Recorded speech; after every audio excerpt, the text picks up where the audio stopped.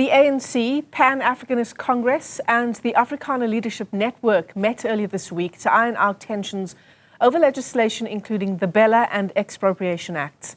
The pieces of legislation have contributed to souring relations between South Africa and the US.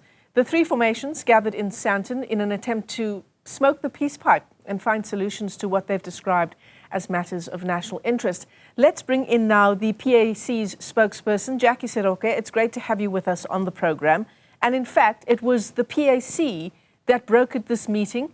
Why? We are part of the Government of National Unity, and we also hold regular bilateral meetings with leaders of the African National Congress. We discuss issues of mutual concern. We also, as the PAC on our own, hold dialogue with a range of entities and representative of communities in South Africa. Among them is the Afrikaner Leadership Network, which is a civil society organization. We had started discussing with them their concerns, to listen to them and also to express our feeling on some of the issues that they raised. So we have had this engagement on a regular basis with the ALN, whilst at the same time they had their previous, they've held meetings with the African National Congress, and the meetings collapsed apparently. They decided they would not meet with each other again. Now we are in the middle. We know that the ANC had been meeting with them, and we also knew that the Afrikaner Leadership Network was not happy or with their relationship with the ANC. So we offered to bring them together, and it worked. We spoke to both of them separately, and they said, look, this is unexpected. We wouldn't expect the Africanist to play this type of role, but if it is the Africanist calling a meeting, we'll come there. The African National Congress said the same thing. So we were in a position to bring the two parties together in a single meeting for the first time. And I think, Michelle, you'll understand it was a very difficult meeting because there's so many issues. There's so many issues that were being dealt with in that meeting that related to previous discussions they've held between themselves. And we did a job of bringing them together and sorting out those areas, those knots, and areas where there were disagreements, basically dealing with the trust issues between themselves. And I think that at the end of the meeting on Tuesday, that was achieved. And did it, Mr. Seroke, take some convincing on both sides for this meeting to even go ahead? Well, we have close proximity to both of them. We held a meeting with the African National Congress, and quite frankly, they laughed at us to say, "Hey, you guys are talking to the Afrikaners. What's happening to you?" And we said, "Look, we have a long history in the liberation struggle, and we are not going to turn around and say we don't understand how the issues are. We do understand. I mean, there is serious tensions between communities. We understand that there is serious tensions on issues of land that we are tackling ourselves. There's also a greater problem of talking at cross purposes with each other when issues that affect communities are concerned, particularly issues like the Afrikaans issue that was part of the BELA Act. Those things had to be properly discussed and sorted out because the legislation was made in a proper procedural way in Parliament and accepted, whilst the Afrikaner community were raising issues that they think were not well accepted in the BELA Act itself and even in the broader community. So we were dealing with those touchy issues in the meeting because I mean that's the source of the problem of distrust between the two organizations. I mean, it's fair to say that the policy positions and the ideological differences between the ANC and the Afrikaner Leadership Network are stark, to say the least. Well, there's look, the Afrikaner Leadership Network are not necessarily a political organization. They have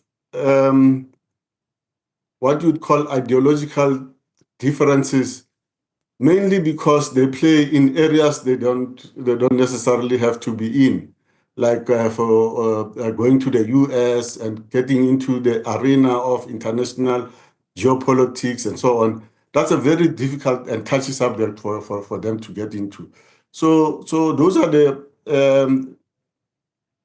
issues that create tensions between the two. I mean, the ANC, on the other hand, is a political organization, and they also are part of the ruling coalition. So they deal with these issues, I suppose, as part of their daily activities compared to the affiliates of the Afrikaner Leadership Network. And the affiliates of the Afrikaner Network, on the other hand, are not necessarily looking at things the same way. In the Afrikaner Leadership Network, we also have the Afrikaner Bond. We have several other organizations who don't necessarily deal with issues the same way as AfriForum or Solidarity or the Solidarity movement.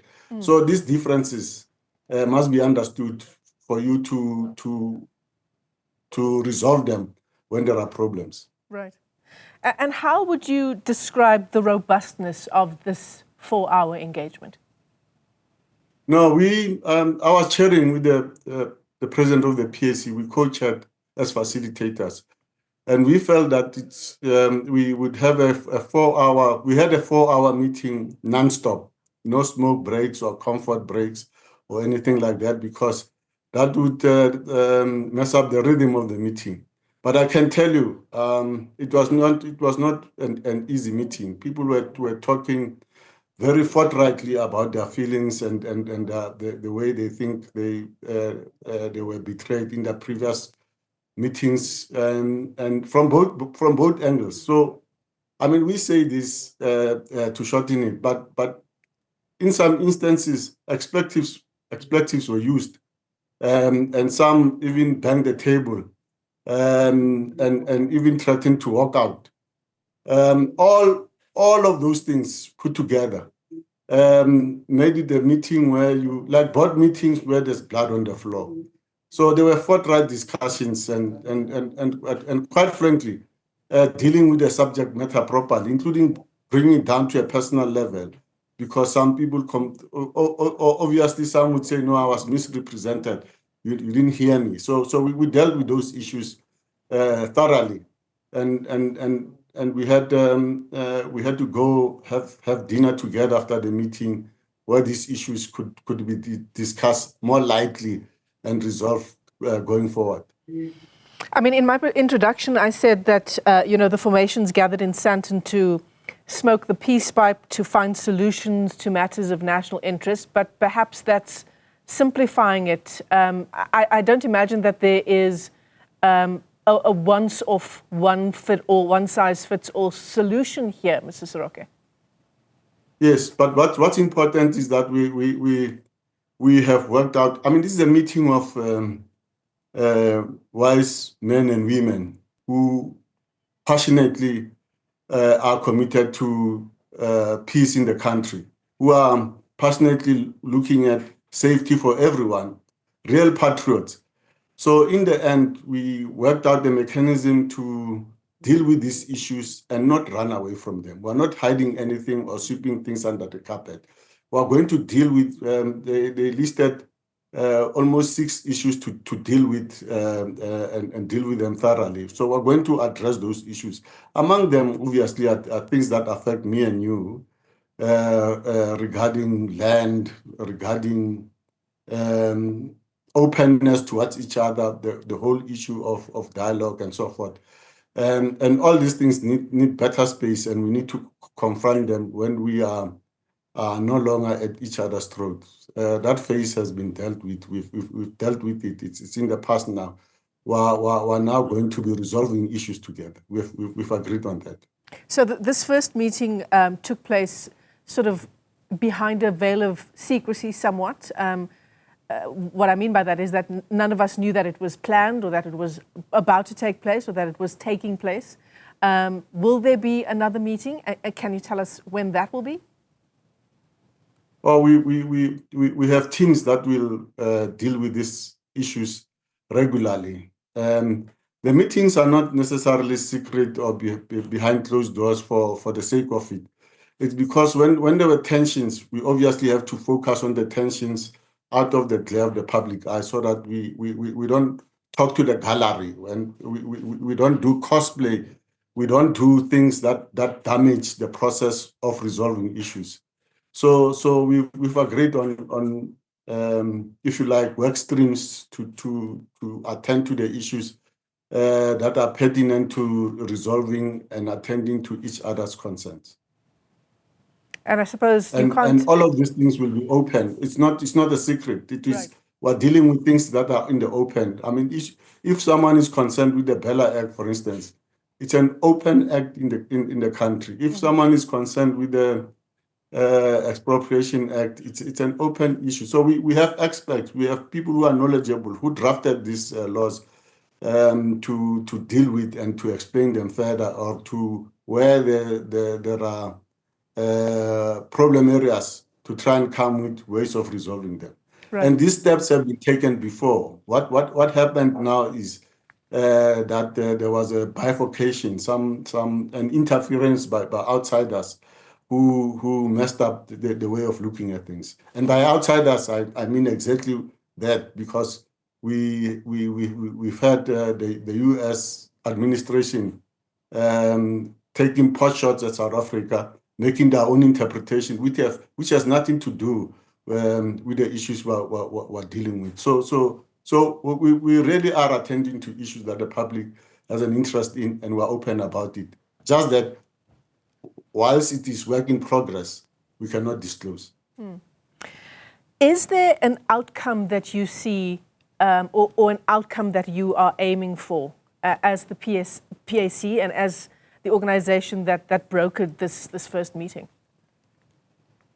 Well, for us in the PAC, I mean, we have for a long time been on the sidelines or in the shadows, but we have value to bring to the South African public, to the voting community, and to the politics of the country. So we are bringing that value, and that value will be seen in action. That's one. The other parties obviously have issues to raise of their own.